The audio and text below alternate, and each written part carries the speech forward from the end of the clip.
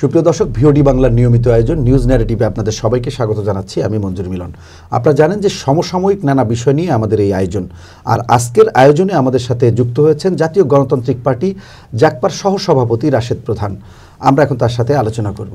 রাশেদ ভাই, আপনাকে ভিওডি বাংলার স্টুডিওতে আবারও স্বাগত জানাচ্ছি। অনেক ধন্যবাদ আপনাকে, এবং আপনার মাধ্যমে আমি ভিওডি বাংলার সকল দর্শককে আমার দল জাগপার পক্ষ থেকে শুভেচ্ছা এবং শুভকামনা ও সালাম জানাই। আসসালামু আলাইকুম।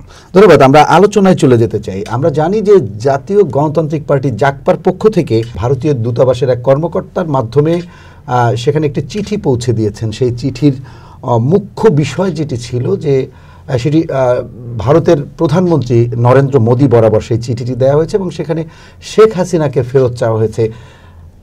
এছাড়া আর কি আছে এই চিঠিতে একটু বলতেন যদি।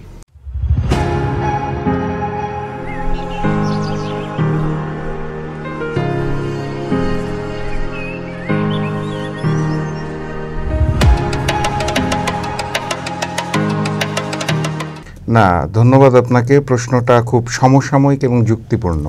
আমি এই উত্তরটা দেওয়ার আগে একটু ব্যাকগ্রাউন্ডে যেতে চাই যে আপনি জানেন গত বছর অগাস্ট মাসের 5 তারিখ ফ্যাসিস্ট শেখ হাসিনা বাংলাদেশ ছেড়ে ভারতে চলে যাওয়ার পরে এই যে ভারতীয় আধিপত্যবাদ এবং আগ্রাসন বিগত সময়গুলো এবং ফ্যাসিস্ট শেখ হাসিনাকে আশ্রয় দেওয়া, এটা আমরা মুখে প্রতিবাদ করছি, কিন্তু অন্তর্বর্তী সরকার অথবা কোনো রাজনৈতিক দল থেকে আমরা কোনো পদক্ষেপ দেখতে পাচ্ছি না।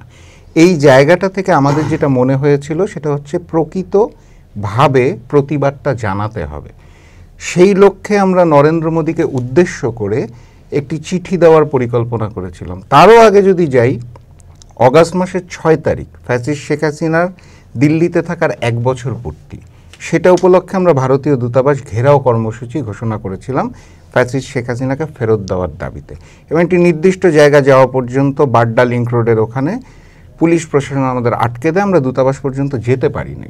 পরবর্তীতে জাগপার কেন্দ্রীয় কমিটি এবং প্রেসিডিয়াম কমিটির বৈঠকে সিদ্ধান্ত যেটা হয়েছে, আমরা প্রতিবাদটা তো জানাতে পারিনি, মিডিয়ার মাধ্যমে খবর এসেছে, কিন্তু যিনি মূল দায়িত্বটা নিয়েছেন নরেন্দ্র দামোদর দাস মোদী ফ্যাসিস্ট শেখ হাসিনাকে রক্ষা করা, আমাদের মনে হয়েছে তাকে একটা অফিসিয়ালি চিঠি দেওয়া উচিত। সেই উদ্দেশ্যেই চিঠিটা লেখা, এবং সেই চিঠিতে মূলত আমরা যেটা বলেছি সেটা হচ্ছে ফ্যাসিস্ট শেখ হাসিনাকে নরেন্দ্র মোদী এবং দিল্লি সরকার যেভাবে রেখেছে এই প্রক্রিয়াটাই অবৈধ।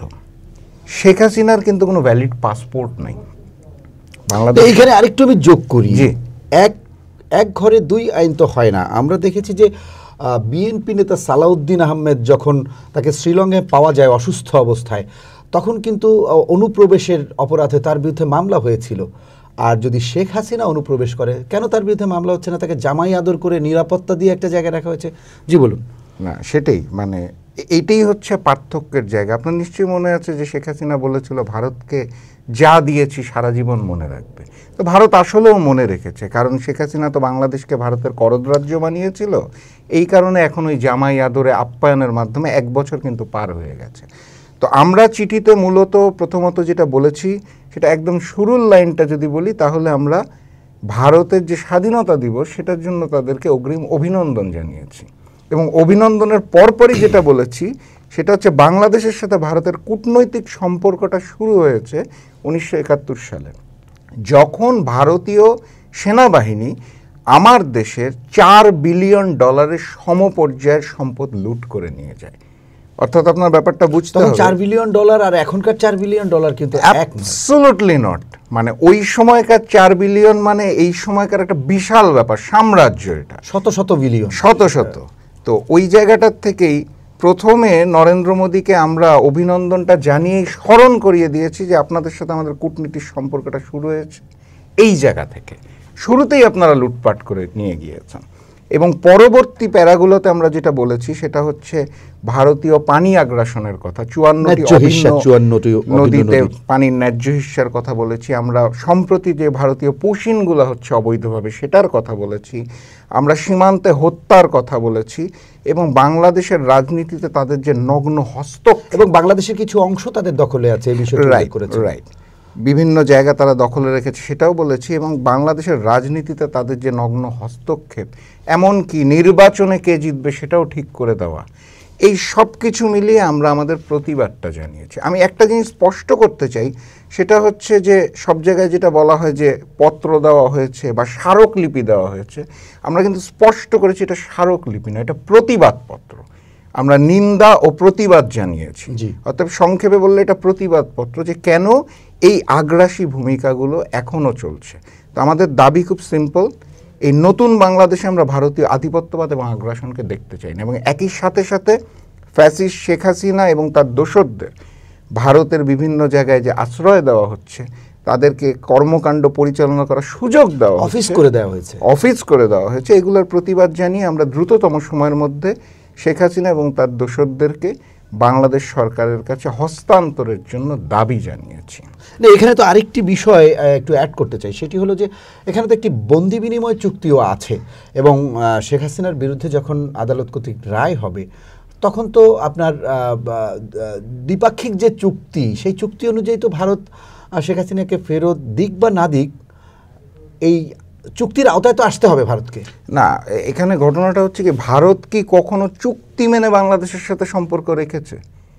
আমি আমার স্মৃতি, কিন্তু সেই দিনগুলো তো সমাপ্তি হবে না। আপনি যদি আগামী দিনে যেতে চান, সামনের দিকে যেতে চান, তাহলে আপনি শুধু নিয়েই যাবেন, বাংলাদেশের যে অধিকার আছে সেটিও দিবেন না, কিংবা বাংলাদেশকে তারা তাদের কররাজ্য বানিয়ে রাখবে কিংবা ব্যবহার করবে রাজনৈতিক কাজে, তাদের ঘাঁটি হিসেবে ব্যবহার করবে, সেটিও তো আর হবে না। এদেশের জনগণ আপাতত তো মনে হচ্ছে যে এদেশের জনগণ আর হতে দেবে না। না, এইটা আসলে ব্যাপারটা কিন্তু জনগণের না, আপনাকে ব্যাপারটা বুঝতে হবে। জনগণ একটা জিনিস ধারণ করছে, পলিসি মেকাররা কি ধারণ করছে। না, আমার এই জায়গাটাই তো আলোচনা, যে এতদিন জনগণের যে আশা আকাঙ্ক্ষা, এটিকে তোয়াক্কা করা হয়নি, যে কারণে উজাড় করে সব কিছু দিয়েছেন। জনগণের কাছে জবাবদিহিতাও ছিল না সরকারের, ভোটে নির্বাচিত হয় নাই। কিন্তু এখন যে নতুন বাংলাদেশ তৈরি হয়েছে 5 আগস্টের পরে, সেই বাংলাদেশে তো অবশ্যই জনগণের জবাবদিহিতার জায়গাগুলো বিবেচনা করে সরকারকে।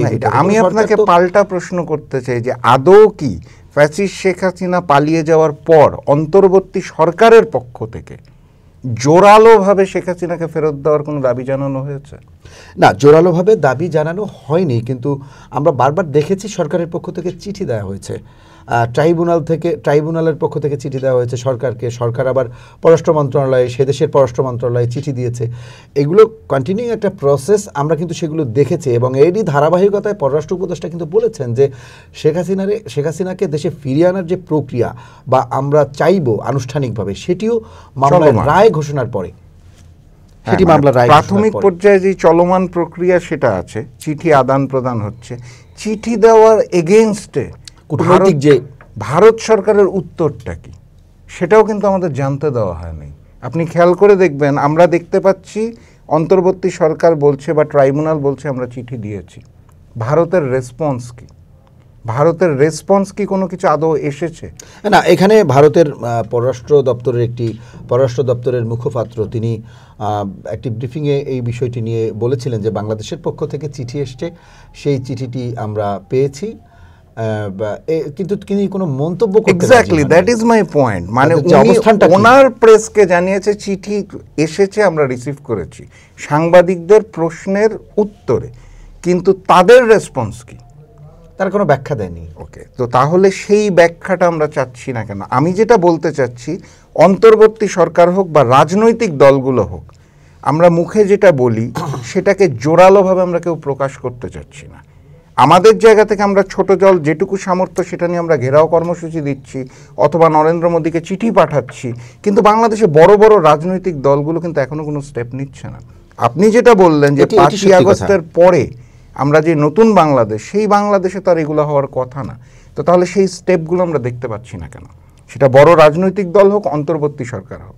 আমি যদি আপনাকে বলি, প্রফেসর মোহাম্মদ ইউনূসের তো হারানোর কিছু নাই, উনি তো নির্বাচনে অংশ নেবেন না, ভোট হারানোরও ভয় নাই, ক্ষমতাচ্যুত হওয়ারও ভয় নাই, উনি কেন গার্ডস নিয়ে স্টেপগুলো নিচ্ছে না? এখানে আরেকটি বিষয় আছে, আমরা বারবার দেখেছি ভারতীয় সরকার কিন্তু এরকমও বলেছে যে আমরা চাই বাংলাদেশ দ্রুত গণতান্ত্রিক প্রক্রিয়ায় একটা ভোটের মাধ্যমে উত্তরণ হোক, এবং সেই সরকারের সাথে কাজ করতে আমরা উন্মুখ। অর্থাৎ তারা এই সরকারের দাবি দাওয়াগুলোকে বাইপাস করে যাচ্ছে, এরকমটি কিন্তু মনে হচ্ছে ভারতীয়। অবশ্যই মনে হচ্ছে। মানে আপনি একটা জিনিস দেখবেন যে ভারত সরকারও চাইছে দ্রুত নির্বাচন। কেন চাইছে? এইখান থেকেই তো রহস্যটা জন্ম নেয়, এইখান থেকে তো প্রশ্নগুলো জাগে। তাহলে কি ভারত সরকার আগামীতে যারা ক্ষমতায় আসতে যাবে তাদের সাথে গোপনে নেগোসিয়েশন করছে যে শেখ হাসিনার মতো তোমরাও আমাকে সাপোর্ট দিবে? এই প্রশ্ন তো এসেই যায়। এই কারণে আমি জানতে চাচ্ছি যে কেন ইন্ডিয়া ডিলে করতে চাচ্ছে না, তাদের এত আগ্রহ কেন? এবং খেয়াল করবেন তারা ওয়ার্ডটা ইউজ করে ইনক্লুসিভ নির্বাচন, অংশগ্রহণমূলক, আওয়ামী লীগের অংশগ্রহণ তারা দেখতে চায়। অ্যাবসলিউটলি। তো অতীতে যখন নির্বাচন হতো, বিএনপি জামাত সহ আমরা যখন নির্বাচন বয়কট করতাম, তখন তো ভারত ইনক্লুসিভ চাইতো না। তখন বিগত 3টা নির্বাচন তারা আওয়ামী লীগের জন্য এক্সক্লুসিভ নির্বাচন, বরঞ্চ তাদের দেশে এখন ইনক্লুসিভ, তাদের দেশের সচিব সরাসরি পররাষ্ট্র সচিব এসে বলে গেছেন যে অমুক দল যেন নির্বাচনে না আসতে পারে। আমাদের দেশের আরেকটি পলিটিক্যাল পার্টির কাছে এসে এমন খবর বলে গেছেন, যেটি এরশাদ নিজেই প্রকাশ করে দিয়েছিলেন। রাইট। এমন তো, এটা তো শিষ্টাচার বহির্ভূত। একদম একদম। সো আমি আমার জায়গা থেকে ক্ষুদ্র মস্তিষ্কে যেটা বুঝি, ভারত দীর্ঘদিন ধরে আমাদেরকে করদরাজ্য বানিয়ে রেখেছিল, এত সহজে তারা এই অপমানটা ভুলতে পারবে না। 5ই আগস্ট ফ্যাসিস্ট শেখ হাসিনা এবং আওয়ামী লীগের সাথে সাথে ভারতেরও পতন হয়েছে বাংলাদেশে, তারাও কিন্তু পরাজিত হয়েছে। অবশ্যই এই পরাজয়ের অপমান এবং গ্লানিকে এত সহজে ভারত সরকার ভুলে যাবে এটা আমি বিশ্বাস করি না। তারা বারবার আঘাত আনার চেষ্টা করবে এবং আওয়ামী লীগকে তারা ক্ষমতায় ফেরানোর চেষ্টা করবে। একই সাথে সাথে বাংলাদেশের অন্যান্য রাজনৈতিক দলগুলোকেও চেষ্টা করবে ম্যানুপুলেট করে আওয়ামী লীগ যেভাবে তাদের সেবা দিত সেই পর্যায়ে নিয়ে যাওয়া যায় কিনা, এই চেষ্টা তারা অবশ্যই করবে। না, তাদের পার্সপেক্টিভ থেকে হিসেব করলে তারা এটা করতেই পারে এবং করবেই। কিন্তু আমার প্রশ্ন হলো, বাংলাদেশের রাজনীতিতে যারা রাজনীতি করে, যে সব রাজনৈতিক দল, আপনি বলছিলেন তারা জোর দিয়ে বলছে না এবং সরকারকেও প্রেশার ক্রিয়েট করছে না যে ভারতের সাথে দ্বিপাক্ষিক যে সম্পর্ক বা দ্বিপাক্ষিক যে দাবিদাগুলো রয়েছে সেই বিষয়গুলো আদায় করতে এক ধরনের প্রেশার ক্রিয়েট করুক, এটিও করছে না। এটি যেমন সত্যি, পাশাপাশি ভারত সরকারেরও একটি মনোভাব রয়েছে যে বাংলাদেশে আগামীতে যারা রাজনীতিতে যারা ক্ষমতায় আসবে তাদের সাথে আমরা পুরনো একটি সম্পর্ক রয়েছে, যেহেতু অনেকে ধরেই নিয়েছে যে বিএনপি বা বিএনপির জোট, বিএনপি সমমনা যারা আছে তারাই হয়তো ক্ষমতায় আসবে। সেইটিকে ব্যবহার করে, পুরনো সম্পর্ককে ব্যবহার করে হয়তো তারা তাদের পুরনো যে দাবি দেওয়াগুলো আছে বা যে তাদের যে যে বিষয়গুলো তারা পেয়েছে ইতোমধ্যে বাংলাদেশ থেকে, সেইগুলো তারা সেই রকমভাবেই রাখতে পারবে। এটি একটি বিষয়, কিন্তু সেটি কি সম্ভব হবে? বাংলাদেশের জনগণ কি সেটি মেনে নেবে? যদি কোনো রাজনৈতিক দল এসে ভারতের সাথে দ্বিপাক্ষিক সম্পর্ক হোক, এটি তো চাইবই, কারণ প্রতিবেশী রাষ্ট্র, বৃহৎ প্রতিবেশী, কিন্তু এটি কি জনগণ মেনে নেবে? না, জনগণ কিন্তু 5ই আগস্ট একটা শিক্ষা নিয়েছে অবশ্যই, যে শেখ হাসিনা, শেখ পরিবার, আওয়ামী লীগ যেমন গণতন্ত্র হত্যাকারী এবং তাদের রক্ষাকারী তাদের প্রভু ভারত, এই জিনিসটা কিন্তু জনগণের কাছে একদম স্পষ্ট। তো এখন ভবিষ্যতে কোনো দল ক্ষমতায় এসে যদি ওই ভারতকেই প্রভু মেনে রাজনীতি করতে চায়, তাহলে তার জন্য কঠিন হবে, ডিফিকাল্ট হবে অবশ্যই। কারণ এই দীর্ঘ সময়ের পর যে গণ অভ্যুত্থান হয়েছে, পরের গণ অভ্যুত্থানটাতে খুব বেশি টাইম লাগবে না, কারণ জনগণের মধ্যে ওই স্পিরিটটা কিন্তু এখনও রয়ে গেছে অবশ্যই এই জায়গাটা। আর আগের প্রসঙ্গটা আমি একটু ফিনিশিং দিতে চাই আপনাকে। আপনি খেয়াল করবেন, যতবার আমরা নির্বাচনের কথা বলছি, যতবার আমরা নির্বাচনের পূর্বে মৌলিক সংস্কারের কথা বলছি, আপনি একজন গণমাধ্যম কর্মী, আপনি সবার খবর রাখেন এবং দেখেন, প্রচারও করেন, আপনি খেয়াল করে দেখেন তো, আমরা রাজনীতিবিদরা এই নির্বাচন, মৌলিক সংস্কারের কথা যতবার বলি, তার 100 ভাগের 10 ভাগও কি বিচারের কথা আমাদের মুখে শোনা যাচ্ছে? না, শোনা যাচ্ছে না। তা আমরা যদি বিচারের কথা না বলি, ওই জায়গাটার থেকে আমরা কিভাবে ওখান থেকে তো বেরিয়ে আসার তো সুযোগটা নাই আমাদের, কারণ আমরা ডোরটা ক্লোজ করে দিয়েছি। আমাদের লক্ষ্য উদ্দেশ্য নির্বাচন, লক্ষ্য উদ্দেশ্য ক্ষমতা, সেইটার জন্য যে মৌলিক সংস্কার প্রয়োজন সেটা নিয়ে আমরা আলাপ করছি। আমরা বিচারের কথা বলি না। বিচারের কথা যদি বলতাম তাহলে আমার মাথায় আসতো, তাহলে আমি প্রেশার ক্রিয়েট করতাম, সেটা অন্তর্বর্তী সরকারকেও করতাম, ভারত সরকারকেও করতাম। তাহলে কি আমি দুঃখের সাথে এটা বলবো যে দ্রুত ক্ষমতায় যাওয়ার জন্য আমরা বিচারকে ভুলে গেছি এবং ভারতের সাথে আমরা সুসম্পর্ক করতে চাই? এটা যদি হয়ে থাকে তাহলে আগামীতে যারাই ক্ষমতায় আসুক তাদেরকেও এই আগামী গণ অভ্যুত্থানের চ্যালেঞ্জ ফেস করতে হবে, কারণ জনগণ এত সহজে জিনিসটা মেনে নেবে না। আপনি খুবই গুরুত্বপূর্ণ একটি কথা বলেছেন। তবে বিএনপি কিন্তু এই বিচারের বিষয় নিয়ে বিএনপির মহাসচিব কথা বলেছেন বেশ কিছুদিন আগে। তিনি বলেছেন যে বিচারটা একটা চলমান প্রক্রিয়া, আমরাও সরকারকে আহ্বান জানাই যে বিচারটি যেন দ্রুত করার চেষ্টা করা হয়, আর যেগুলো বাকি থাকবে সেগুলো পরবর্তী সরকারের সময় বিচার তার নিজস্ব গতিতে চলবে, এরকম একটি বক্তব্য কিন্তু নিঃসন্দেহে দেওয়া হয়েছে। বিএনপিও বলছে, জামাতও বলছে, আমি বলছি না যে বাকিরা বলছে না, সকলেই বলছে। আমি পরিমাণটা জিজ্ঞেস করেছি যে এটা নিয়ে কারোর অত মাথা ব্যথা নেই। এক্স্যাক্টলি, ইদানিং কথাবার্তাগুলো শুনলেই মনে হয় মূল ফোকাসটা ইলেকশন। কত তাড়াতাড়ি ইলেকশন হয়ে কত তাড়াতাড়ি আমি ক্ষমতায় যাব। মানে ক্ষমতা মানে যে সরকারি দল হইতে হবে তা না, বিরোধী দলও তো একটা ক্ষমতার অংশ, আমি তো এমপি। তো তাহলে সবার ফোকাসটা কেন যেন ওই নির্বাচন, এবং নির্বাচনের জন্য যেইটুকু সংস্কার দরকার অর্থাৎ মৌলিক সংস্কার, এইটার দিকে আমাদের ফোকাসটা চলে গেছে, ইনক্লুডিং মি। মানে আমি পলিটিশিয়ানদের কথা বলছি। সেই জায়গাটাতে আমাদের এই বিচারটা মনে হয় একটু ব্লার হয়ে যাচ্ছে। আমি এই পয়েন্টটা, আমি বলছি না যে বিএনপি বলে নাই বা জামাত বলে নাই বা অন্যান্য দল বলে নাই। বিএনপির সাথে তো আপনার দীর্ঘদিনের, আপনার বাবার সাথে সম্পর্ক এবং আপনার সাথে একটা দীর্ঘদিনের সম্পর্ক রাজনৈতিকভাবে। তো বিএনপির হাইকমান্ডের সাথে আপনাদের প্রায়শই বৈঠক হয়, তো আপনারা এই বিষয়গুলোকে উত্থাপন করেন না এবং আপনারা এক ধরনের প্রেশারাইজ করেন না আপনাদের? না, নিঃসন্দেহে ঘটনাটা হচ্ছে, যখন বিএনপির সাথে আলোচনা হয় যে আমরা যুগপৎ আন্দোলনে ছিলাম, একসাথে রাজপথে ছিলাম, বারবার আমাদের সাথে বৈঠক হয়েছে। 5ই আগস্টের আগেও হয়েছে, বিগত নির্বাচনের আগেও হয়েছে, পরেও হয়েছে, 5ই আগস্টের পরেও হয়েছে, এখনও হয়। এবং যে যার জায়গা থেকে আমরা জিনিসগুলো বলতে চাই, তারা নোট নেয়। পরবর্তীতে যে কার্যক্রমটা হয়, সেই কার্যক্রমটা ওই রিফ্লেকশনটা প্রপারলি দেখতে পারি না। মানে আমি কমপ্লেন করছি না, আই এম নট সেইং যে বিএনপি বিচার চায় না। বিএনপি বিচার চায়, জামাত বিচার চায়, বাংলাদেশের মানুষ বিচার চায়, আমরা সবাই বিচার চাই। আমি যেটা বলতে চাচ্ছি সেটা হচ্ছে, নির্বাচনটা সামনে রেখে হয়তো আমরা আমাদের যে 3টা দাবি ছিল, যে নির্বাচন, সংস্কার, বিচারটা একটু মনে হয় হালকা হয়ে যাচ্ছে। এবং এতে অন্তর্বর্তী সরকারও সুযোগ পাচ্ছে। আপনি দেখুন, অন্তর্বর্তী সরকার যে বলেছিল সেকেন্ড ট্রাইব্যুনাল আসছে, গতি বাড়বে, তারপরে তো আমি আর কিছু দেখতে পাইনি।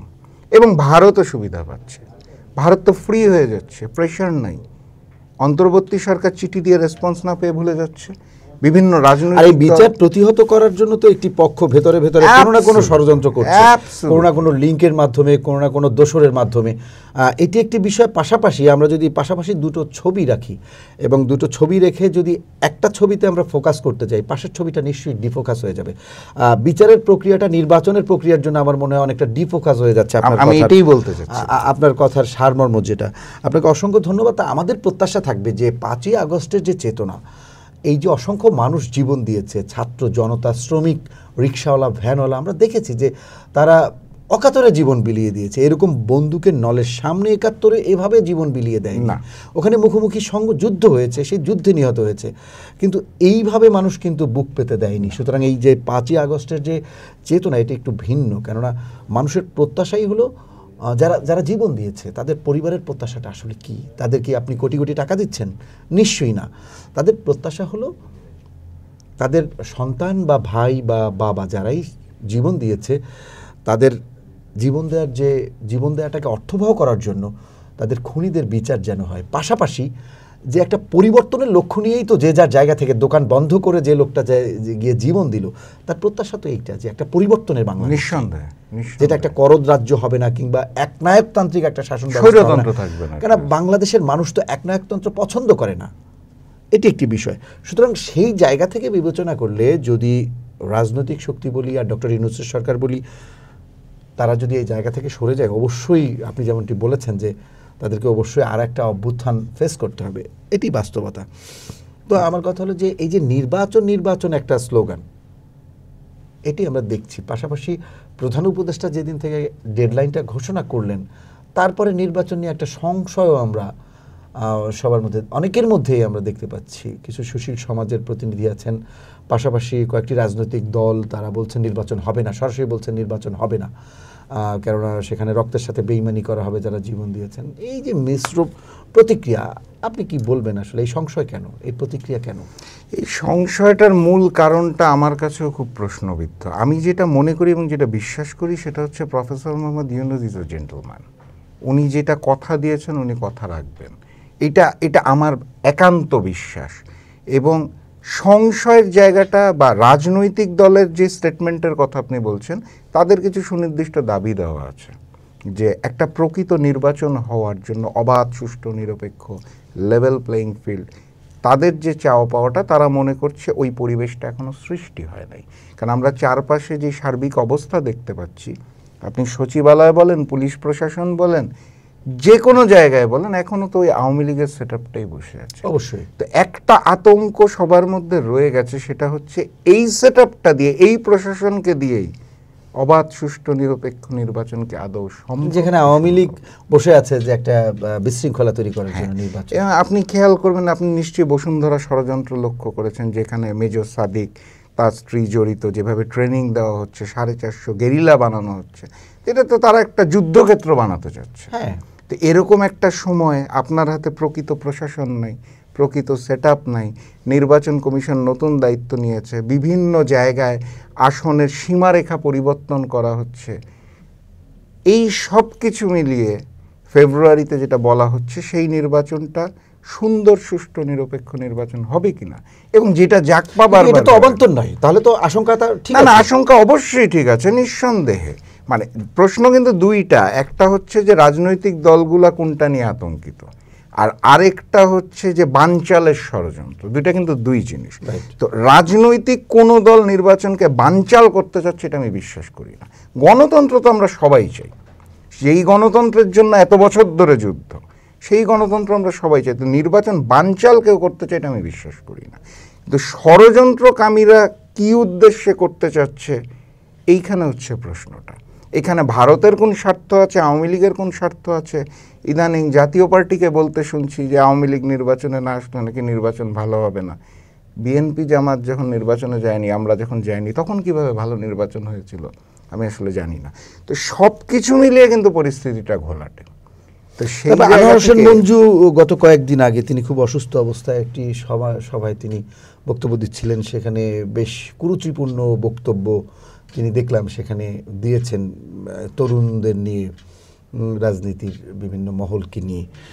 আপনি বক্তব্যটি শুনেছেন কিনা আমি জানি না, এবং তিনি অনেক হুমকি ধামকিও দিয়েছেন নির্বাচন সব বিষয়গুলো নিয়ে। এই বিষয়ে আসলে আপনার মন্তব্য কি? তিনিও তো আওয়ামী লীগের দোসর ছিলেন। অ্যাবসলিউটলি না, আসলে ঘটনাটা হচ্ছে এইসব লোক এখনো বাইরে আছে, আবার এমনকি সরকারের বিরুদ্ধেও বীর দর্পে হুমকি দিয়ে যাচ্ছে, হুমকি দিচ্ছে, কথাও বলছে। আসলে ঘটনাটা হচ্ছে কি, 5ই আগস্টের পর আমাদের অন্তর্বর্তী সরকারের যে ভূমিকাটা নেওয়া প্রয়োজন ছিল, আপনার বুঝতে হবে আপনি কার সাথে যুদ্ধ নেমেছেন। একটা সন্ত্রাসী সংগঠন আওয়ামী লীগের বিরুদ্ধে যুদ্ধ নেমেছেন, যাদেরকে ব্যাকআপ দিচ্ছে দিল্লি সরকার।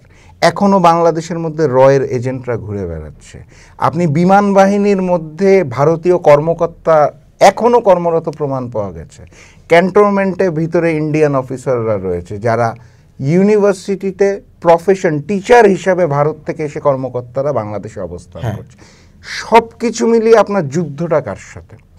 এক দেশের সন্ত্রাসী সংগঠন, আর বাইরের সেই শক্তিশালী ভারত এবং রয়ের এজেন্টদের সাথে। এই জায়গাটাতে আপনি যখন সুশীলভাবে কাজ করতে চান, যেটা প্রফেসর মোহাম্মদ ইউনূসের নেতৃত্বে অন্তর্বর্তী সরকার করছে, তখন তো আপনাকে যে কেউ হুমকি দিবে, যাদের আজকে 14 শিখের ভিতরে থাকার কথা।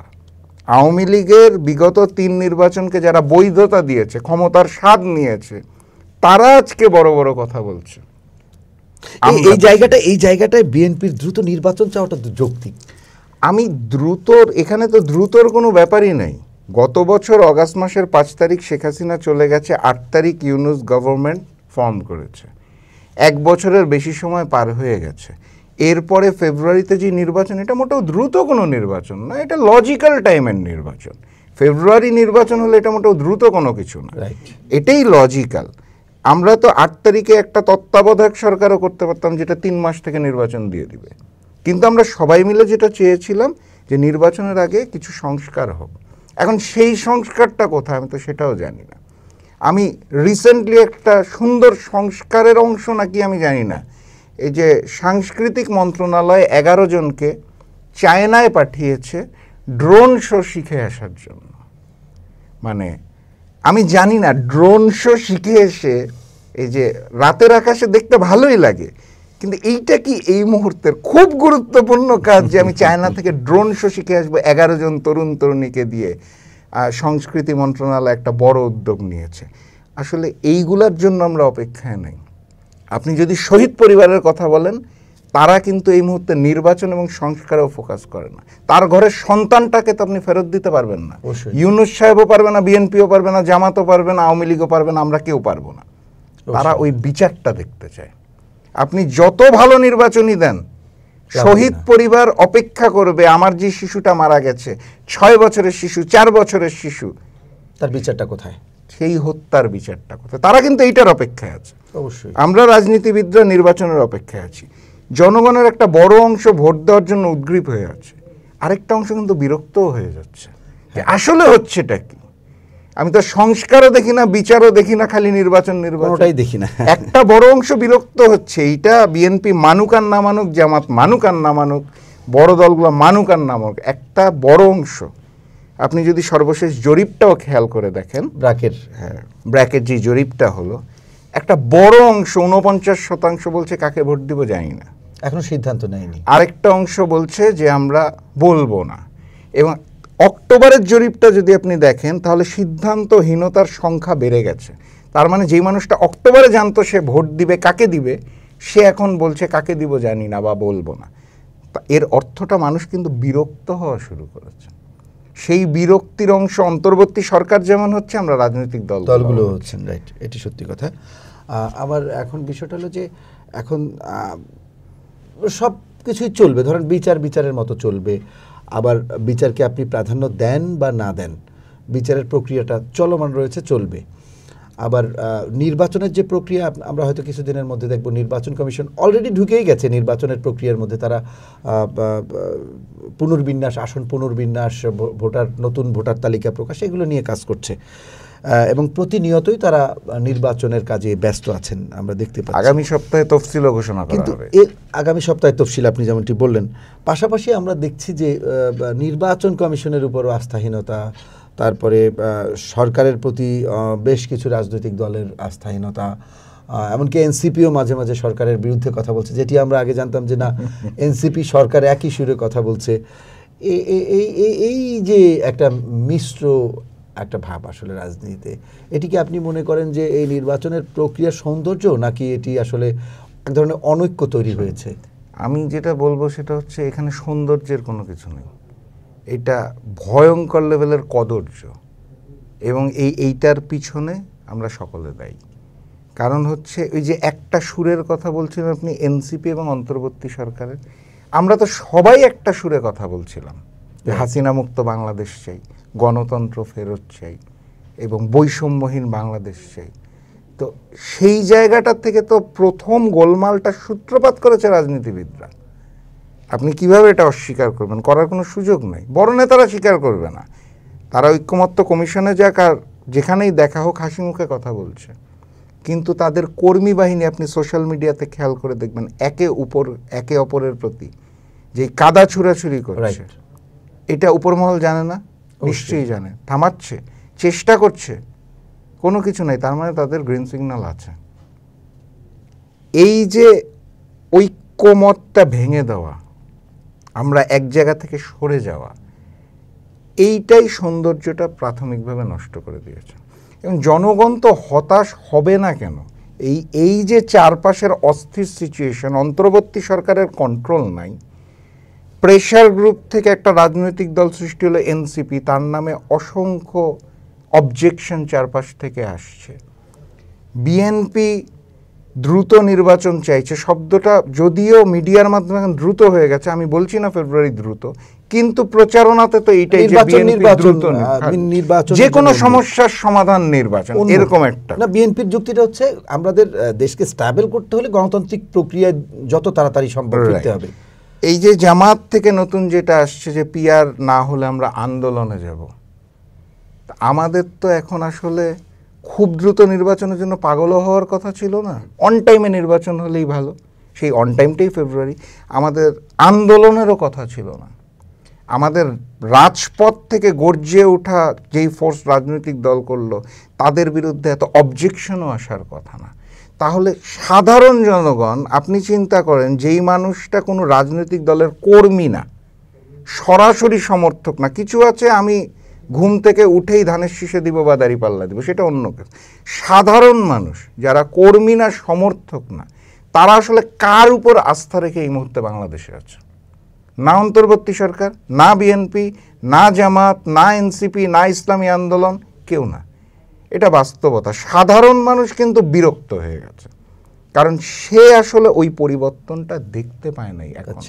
5ই আগস্টের পর যেটা দৃশ্যমান হওয়ার কথা সেটা তো হয় না, এটা মানতে হবে অবশ্যই। এখানে অন্তর্বর্তী সরকারের বড় ব্যর্থতা, রাজনৈতিক দলগুলোর ছোট ব্যর্থতা, কিন্তু ব্যর্থতা সবার।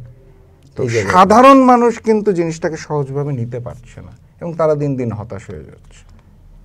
না, যেখানে আওয়ামী লীগের মতো এত বড় একটা জঙ্গি সংগঠন, আমরা তো জঙ্গি সংগঠন বলতেই পারি, যারা পুলিশের আইনশৃঙ্খলা বাহিনীর সামনেই সহায়তায় পাশাপাশি দাঁড়িয়ে জনগণের বুকে গুলি চালায়, তাদেরকে আমরা সন্ত্রাসী সংগঠন তো বলেই যাচ্ছি। এরকম একটি সন্ত্রাসী সংগঠনের লাখো নেতাকর্মী দেশের ভেতরে বিভিন্ন জায়গায় পালিয়ে রয়েছেন। বিভিন্ন সময় আমরা তাদের কর্মকাণ্ড দেখছি। 2 দিন আগে আমরা খুলনায় কিছু কর্মকাণ্ড দেখলাম 15ই আগস্ট ঘিরে। পাশাপাশি বিভিন্ন সময় তো দেখছি, আপনি উল্লেখ করেছেন, এরকম একটা সংগঠনের কর্মকাণ্ড চলছে, পাশাপাশি প্রশাসনের বিভিন্ন রন্ধ্রে রন্ধ্রে দোষর রয়েছে। এরকম একটা পরিবেশ পরিস্থিতি সামনে রেখে যখন আপনি একটি নির্বাচনে যাবেন, তখন ওই যে ঐক্যের কথাটি বললেন আপনি, শঙ্কা থাকবে, কিন্তু সেই শঙ্কাটি মোকাবেলা করার জন্য এই একটা জায়গায় তো আপনার ঐক্যবদ্ধ থাকতে হবে। তারপরে আপনি নির্বাচন নিয়ে যে শঙ্কাটা সেটি দূর করবেন, আবার নির্বাচনের দিকে যাবেন। তো এই ঐক্যটি না থাকলে আপনি আসলে কিভাবে সেই নির্বাচনের ভেতরে ঢুকবেন? আপনি সেই ঐক্যটি তো সৃষ্টি করতে হবে। আপনি সেটি শুধু আমার কাছে এখন মনে হচ্ছে প্রধান উপদেষ্টার সাথে যে বৈঠকগুলো সেটিও খুব বেশি ফ্রুটফুল না। কারণ আপনি সে প্রধান উপদেষ্টা বললো আর সবাই বললো আমরা ঐক্যবদ্ধ আছি, কিন্তু ওখান থেকে বেরোয় এসে আমরা দেখলাম যে আওয়ামী লীগ একটা দুর্ঘটনা ঘটিয়ে দিয়েছে একদিকে, কিংবা একটা ষড়যন্ত্র করছে, প্রাসাদ ষড়যন্ত্র বলি আর যাই বলি। তো কিভাবে সম্ভব আসলে সেটি? না, এই জায়গাটা আসলেই সম্ভব না। মানে বাস্তবতা হচ্ছে, আমার সাথে বাংলাদেশের যত বড় বড় রাজনৈতিক নেতার কথা হয়েছে, আমি 5ই আগস্টের পর আমি আমার জায়গা থেকে, আমি এত বড় মাপের কেউ না, ছোট মানুষ হিসেবে সবাইকে একটা অনুরোধ করেছিলাম, আগামী নির্বাচন আমরা সবাই একসাথে করব। সেটা যদি হয়, আপনি চিন্তা করেন ফেব্রুয়ারিতে একটা নির্বাচন হবে, 5ই আগস্টের পূর্বের সকল গণতন্ত্রকামী রাজনৈতিক শক্তি একসাথে এই মুহূর্তে ঐক্যবদ্ধ আছে। আপনি আওয়ামী লীগকে চিরতরে কবর দিতে পারতেন এবং ভারতীয় আধিপত্যবাদকে রুখে দিতে পারতেন। যখনই আমাদের মধ্যে অনৈক্য হয়ে গেল, তখনই দুই পক্ষই সুযোগ পাচ্ছে। অবশ্যই। তো এই অনৈক্যটার কারণে যেটা হচ্ছে সেটা হচ্ছে, আগামী নির্বাচনটাতে আমরা তো এখন একে অপরের বিরুদ্ধে লেগে গেছি এবং সামনে তো এটা আরো বৃহৎ আকার ধারণ করবে, তাই মনে হচ্ছে। এটা বৃহৎ আকার ধারণ করবে। এবং আমি আপনাকে নিশ্চিত করে বলে যেতে পারি, আমার মনে আছে 2014 সালের নির্বাচনের আগ দিয়ে যখন বিভিন্ন নির্বাচনের পরিকল্পনা করা হচ্ছিল, আমার মরহুম পিতা শফিউল আলম প্রধান বলেছিলেন যে আপনারা নির্বাচনের আলোচনা করছেন, আমি তো নির্বাচন দেখি না, আমি দেখি ছোপ ছোপ রক্ত। এটা 2013 সালে ওনার বক্তব্য। আমি আগামী নির্বাচনে আগ দিয়ে বাস্তবতা দুঃখজনক হলেও বলতে হচ্ছে, আমি প্রচুর রক্তপাত দেখতে পাচ্ছি এবং এইটার সুযোগটা নিবে দিল্লি সরকার এবং আওয়ামী লীগ। মানে আজকে যদি আমরা নিজেরা মারামারিতে লিপ্ত হই, যে ভ্যাকুয়ামটা ক্রিয়েট হবে, এই ভ্যাকুয়ামের মাধ্যমে তারা, মানে ঘোলা পানিতে মাছ শিকার করা। অ্যাবসলিউটলি। তো এই জায়গাটার থেকে দুঃখজনক হলেও সত্য, আমি হতাশ। এই জায়গাটা আমি হতাশ। এই তো স্বাভাবিক, কারণ আমরা শুনছি এনসিপি এবং জামাত নির্বাচনে যাবে না। জানি না শেষ পর্যন্ত কী হবে, রাজনীতিতে শেষ কথা বলে কিছু নেই। কিন্তু আসলে এই যে আস্থাহীনতা, অনৈক্যের যে জায়গাটি, এটি তো রাজনীতিবিদরা, সরকার সব মিলিয়ে আসলে ধরে রাখতে ব্যর্থ হয়েছেন। এবং এই যে নির্বাচনে যাবে না, এই কথাটি কেন আসবে আসলে? না, সেটাই আমি ওইটাই বলছি যে এত দীর্ঘদিনের অপেক্ষা আমাদের একটি গণতন্ত্র ফিরিয়ে আনা বাংলাদেশে। মানে মূল প্রবলেমটা সৃষ্টি হয়েছিল কোথায়? বাংলাদেশে কোনো গণতন্ত্র নাই। শেখ হাসিনা একা একা নির্বাচন করে, একা একা জিতে যায়, একা একা যা খুশি করে, সেটা ভারতের জন্য হোক আর তার নিজের পরিবারের জন্য হোক, লুটপাটের জন্য হোক আর অর্থ পাচারের জন্য হোক। এই জায়গাটার থেকেই তো প্রবলেমের সূত্রপাতটা হয়েছিল। সো সেই গণতন্ত্র ফিরিয়ে আনার প্রক্রিয়া নির্বাচন, সো সেই নির্বাচনে আমাদের সকলকেই অংশগ্রহণ করতে হবে, এটার কোনো বিকল্প নাই। সবাই বলতে আমি বুঝাচ্ছি গণতন্ত্রকামী রাজনৈতিক দল। নিঃসন্দেহে আমি চাই না আওয়ামী লীগ নির্বাচনে অংশগ্রহণ করুক। আমি স্পষ্ট ভাষায় বারবার বলতে চাই আওয়ামী লীগকে নিষিদ্ধ করতে হবে। আওয়ামী লীগ সন্ত্রাসী সংগঠন, তাদেরকে নিষিদ্ধ করতে হবে। এখন জামাত হোক, এনসিপি হোক, বড় হোক ছোট হোক, কোনো দল গণতন্ত্রকামী যদি ওই নির্বাচনে অংশগ্রহণ না করে, তাহলে তো এটা কোনো ট্রুথফুল আন্দোলন হলো না। তাহলে আমি বলবো জুলাই ব্যর্থ হয়ে গেছে। অবশ্যই, কিন্তু আমার শেষ প্রশ্ন, আমরা আলোচনার শেষ পর্যায়ে চলে এসেছি। তাহলে একদিকে আওয়ামী লীগ এবং ভারতীয় আধিপত্যবাদকে মোকাবেলা করা, অন্যদিকে একটি সুষ্ঠু এবং নিরপেক্ষ নির্বাচন আয়োজন করা, সেক্ষেত্রে লেভেল প্লেয়িং ফিল্ড তৈরি করতে হবে। অবশ্যই অনেকেরই দাবি আছে যে লেভেল প্লেয়িং ফিল্ড এখনও হয়নি। লেভেল প্লেয়িং ফিল্ড আর নির্বাচনের সুষ্ঠু পরিবেশ, আমরা যাই বলি না কেন, এই দুই বিষয়টিকে মোকাবেলা করে আসলে সরকার কিভাবে আগাবে, সেই চ্যালেঞ্জ সরকার কিভাবে নিবে, সেটি আমরা আগামী দিনে দেখতে পাবো তার কর্মকাণ্ডের মধ্য দিয়ে। নির্বাচন কমিশন, সরকার এবং তার যে হ্যান্ডসগুলো রয়েছে, আইন শৃঙ্খলা বাহিনী, সেটি দেখতে পাবো। কিন্তু এগুলো সমাধানে আপনার সরকার, কমিশন, এদের প্রতি আপনার আহ্বান কি থাকবে? আমি আমার জায়গা থেকে স্পষ্ট ভাষায় যেটা বলতে চাই, সবাই যেটা বলে যে নির্বাচনের জন্য লেভেল প্লেইং ফিল্ড দরকার, অবাধ, সুষ্ঠু, নিরপেক্ষ, গ্রহণযোগ্যমূলক নির্বাচন দরকার। আমরা সবসময় একটা পয়েন্ট অ্যাড করি জাকপা থেকে, সেটা হচ্ছে সাথে ভারতীয় প্রভাব মুক্ত নির্বাচন। ভারত তো প্রভাব বিস্তার করেছে অতীতে, ভবিষ্যতেও করতে চাবে। সো এই পয়েন্টটা আর কেউ বলে না, এটা আমরা বলি যে নির্বাচনটা আমরা ভারতীয় প্রভাব মুক্ত চাই।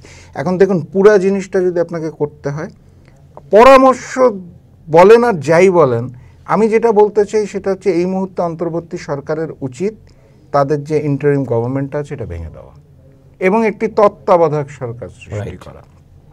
এবং সেই তত্ত্বাবধায়ক সরকারে কারা থাকবে? অবশ্যই এই সুশীলদের দিয়ে আপনি ওই নির্বাচন নামাতে পারবেন না। আপনাকে শক্ত মনোবলের, যেটা আমি একটু আগেও বলছিলাম, যে আপনি যুদ্ধে নেমেছেন আওয়ামী লীগের সাথে, যুদ্ধে নেমেছেন ভারতের সাথে, তাহলে ওই শক্তিমান মানুষটাকে লাগবে, যে যার মাথাটা বিক্রি হবে না এবং মেরুদণ্ড শক্ত হয়ে কথা বলতে পারে। আপনার কি মনে হয় নির্বাচনের 3 মাস আগে কি সেই তত্ত্বাবধায়ক সরকার কি হবে? করা উচিত, এটা আমি প্রস্তাবনা দিচ্ছি না। জুলাই সনদ যদি হয়েই যায়, জুলাই সনদে তো নিশ্চয়ই এটি থাকবে, তত্ত্বাবধায়ক সরকার রূপরেখা আপনারা দিয়েছেন সব রাজনৈতিক দল, একটা ফাইনাল ডেস্টিনেশন তো হবে। আসলে রূপরেখাটা কেমন হবে, আমাদের তো পেছনে একটা উদাহরণ আছে, সেটার সাথে অ্যাড করে কিংবা কাটাছেঁড়া করে তো একটা ফরম্যাট দাঁড়াবে, সেটি নিশ্চয়ই বাস্তবায়ন হবে। আপনি কি মনে করেন যে এই সরকারটি চেঞ্জ করে একটা তত্ত্বাবধায়ক সরকার? আমি আশাবাদী, কিন্তু প্রধান ডক্টর ইউনূসই হয়তো থাকবে। হ্যাঁ, না সেটাই হোক, কিন্তু ঘটনাটা হচ্ছে কি, জুলাই সনদটা তো এখনো ফাইনাল হয়নি। সনদটা ফাইনাল হওয়ার পর তত্ত্বাবধায়ক সরকারও ফাইনাল হলো, কিন্তু যদি ইউনূস সাহেব ঘোষণা করেন তাদের সবাইকে নিয়ে এটাই তত্ত্বাবধায়ক সরকার, তাহলে তার হলো না। আমি ওই জায়গা থেকে বলছি যে এই অন্তর্বর্তী সরকারকে ভেঙে দিতে হবে, এবং সেখানে শক্ত সামর্থ্য, মনোবলের দিক দিয়ে মানুষগুলোকে নিয়ে আসতে হবে যারা দেশকে ভালোবাসে এবং প্রকৃত নির্বাচনটা যারা ডেলিভার করতে পারবে। আপনি দেখুন, এখন ওই যে সিলেটের ওই জায়গার থেকে আপনার সাদা পাথর নাই হয়ে যাবে, তারপরে ডাক্তার যাবে রোগীকে দেখতে, তারপরে আবার উদ্ধার করে এনে বিছানো হবে। এটা তো আমার ড্রয়িং রুম না যে কুশন নিয়ে আমার 2 বাচ্চা চলে গেছে, আমি এসে আবার কুশন সাজিয়ে গেলাম। তো এটা তো আগে ব্যবস্থা নিতে হবে। তো ওই শক্তিমান মানুষটা লাগবে, ওই গ্রুপ অফ পিপল লাগবে যারা ভারতের সাথেও চোখে চোখ রেখে কথা বলতে পারবে, আওয়ামী লীগের সন্ত্রাসী কর্মকাণ্ডকে থামিয়ে দিতে পারবে, লেভেল প্লেইং ফিল্ডটা সৃষ্টি করতে পারবে। বিএনপি হোক, জামাত হোক, জাকপা হোক, যেই দুষ্টামি করতে যাবে তাকে আটকাতে পারবে, ওই গার্ডসটা থাকতে হবে তো অবশ্যই। এবং প্রশাসন অর্ডার দিলে শুনবে, সেইটার ব্যবস্থাও করতে হবে। এখন প্রশাসনের একটা অংশ আওয়ামীপন্থী, আরেকটা অংশ যদি চিন্তা করে ক্ষমতায় আসতে যাচ্ছে, কথার কথা বিএনপি, তো আমার এই গভর্নমেন্টের কথা শুনে লাভ কি? কয়েকদিন পর তো তাদের স্যালুট দিতে হবে, শুনবো না। তাহলে কি লেভেল প্লেইং ফিল্ডটা হবে? হবে না, কখনোই হবে না। তাহলে ওই টিমটা দরকার, we are looking for that team. আপনাকে অসংখ্য ধন্যবাদ, আপনি আপনার মূল্যবান সময় দিয়েছেন আমাদের স্টুডিওতে এসে। আশা করি ভবিষ্যতে আপনাকে আমাদের সাথে পাবো। আপনাকেও ধন্যবাদ, এবং ভিওডির সকল দর্শককে আমি আবারও ধন্যবাদ জানাই। আবারও দেখা হবে ইনশাল্লাহ। Thank you. আসসালামু আলাইকুম। সুপ্রিয় দর্শক, আমরাও চাই যে বাংলাদেশে আগামী দিনে একটি সুষ্ঠু নির্বাচন অনুষ্ঠান করতে যত ধরনের সমস্যা রয়েছে সেটি রাজনৈতিক এবং পাশাপাশি যে আমাদের যে অন্যান্য যে দেশীয় সমস্যা রয়েছে, দেশের ভেতরে আইনশৃঙ্খলা পরিস্থিতি অবনতি রয়েছে, সেই সমস্যাগুলো সমাধান করে একটি সুষ্ঠু নির্বাচনের পথে দেশ এগোবে এবং দেশে গণতান্ত্রিক প্রক্রিয়া পুনঃপ্রতিষ্ঠিত হবে এবং দেশে মানবতা এবং আইনের শাসন প্রতিষ্ঠিত হবে। সবাই ভালো থাকুন, সুস্থ থাকুন, নিরাপদে থাকুন। ধন্যবাদ।